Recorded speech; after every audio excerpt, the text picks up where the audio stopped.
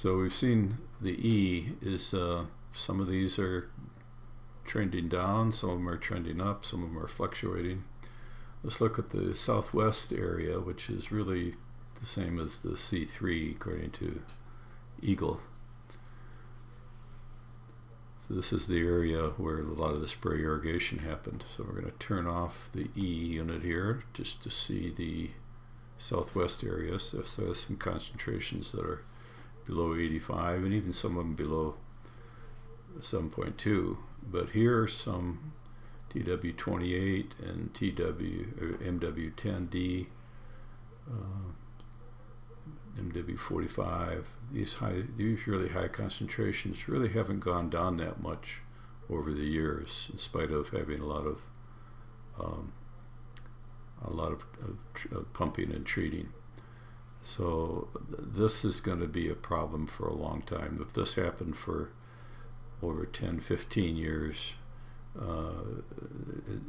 this is going to take a long time to get this cleaned up, and this is what's probably heading into the third sister lake Saginaw Forest area. Let's look at the Marsh area,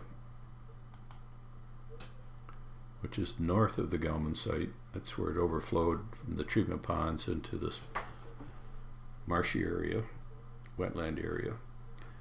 And you can see that the concentrations have slowly gone down in spite of very minimal pumping, but then kind of leveled off in recent years.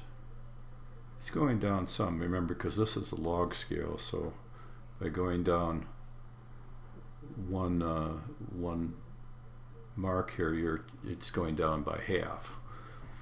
But it's going to take a long time to get down to these levels. So they're going to be doing some different kind of remediation in the marshy area. Let's see if we have any other. Oh yeah, we have the D0, which is the western to the west of the Gelman site. And we'll turn off the marshy area so you can see the D2 by itself. This, as predicted, didn't have really high concentrations, and it tends to fluctuate around the 85 parts per billion for years.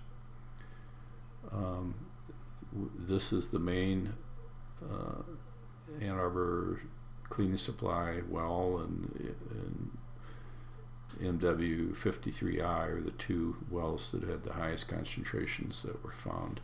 There may be other channels in there that just haven't been found yet. But again, this is going to take some time to get down below the 7.2, and there's almost no remediation of this area. So as this spreads to homeowner wells over the years, that's going to be a potential problem. Let's see if we have any other designations. We have some wells that are called not applicable, not determined,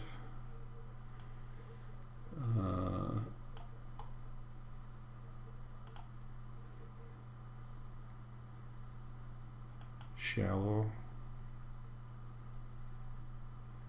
You know, some of these shallow ones probably should have been under the C3 or B2, especially this one. MW5D is the only shallow well that's really overlaps with what's in the soils area, and you can see that it still has very high concentrations, even higher than the old 2800 part per billion groundwater surface water interface. In fact, even in 2012 it was still 102,000 parts per billion in MW5D. So there's still a lot of dioxane in this area around MW5D.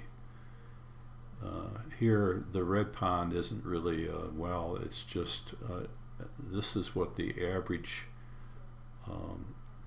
concentration is for purging done from the various purge wells as it puts into the red pond before treatment. And the outfall is what the parts per billion is after treatment. So you can see that they try to stay below the 7 part per billion, but there's even cases where they went above that. What's this one? This was one that's, they not determined. This is really should be determined. It's either a D2 or an E, and it's probably D2 because it's shallow. It's only 820 to 840, and this is a former homeowner well on Valley Drive. So I think that takes care of all those. Let's go back and turn them all on.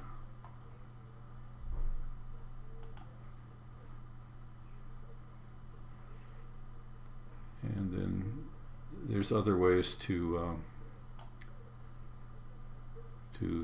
filter this. You can filter it by just extraction wells. Oops, sorry.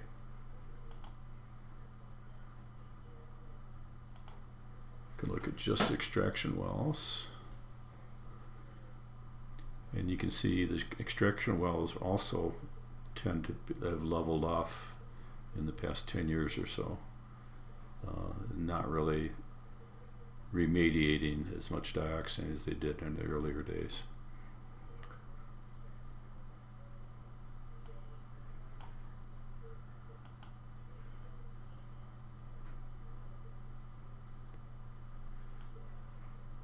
If you filter by screen elevation range, it'll be similar to what we saw with the different aquifer layers. So for instance, we can turn off the not applicable in these deeper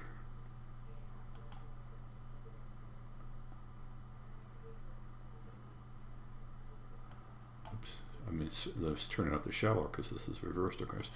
So we're turning off the shallower layers, and here's what the deep ones look like, and you can see that they're pretty much all E unit and D2 aquifer designation. So I'll go back up and turn off the rest of these deep ones.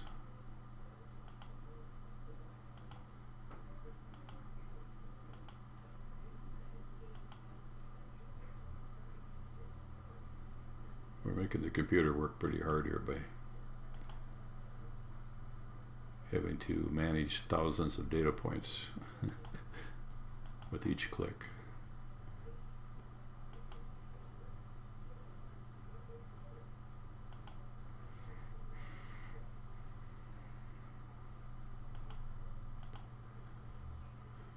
So these are pretty much the shallower wells that Gelman wished that the dioxane would have stayed at. And you can see that there's some D2s, there's some C3s, and some D0s in here. Now, one of the interesting things is that you can pick, narrow it down even more here by, let's say we pick 740 to 780 and turn off the other ones. And what you'll find is that there's some high concentration areas that really didn't have enough sampling to know what's going on, in particular what's happening in the deeper part of Evergreen with the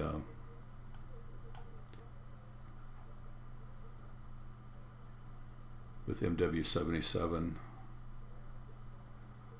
and let's even turn that off. So we just look at the 740 to 760 elevation.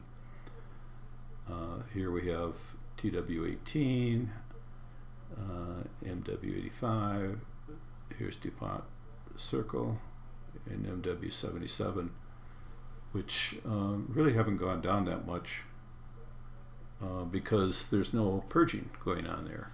The purging is far away at the farther east in the Evergreen area, and not even at the same elevation.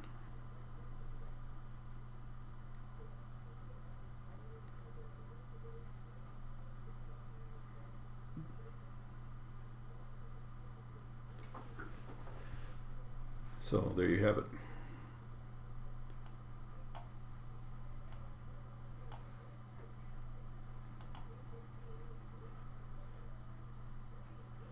So if we extend these out by years, how many years out till we're going to see all of these levels drop below the 7.2, or some of them going to be allowed to stay close to the 280 and vent to the Huron River east of where anybody gets their water? That's going to be the real issue.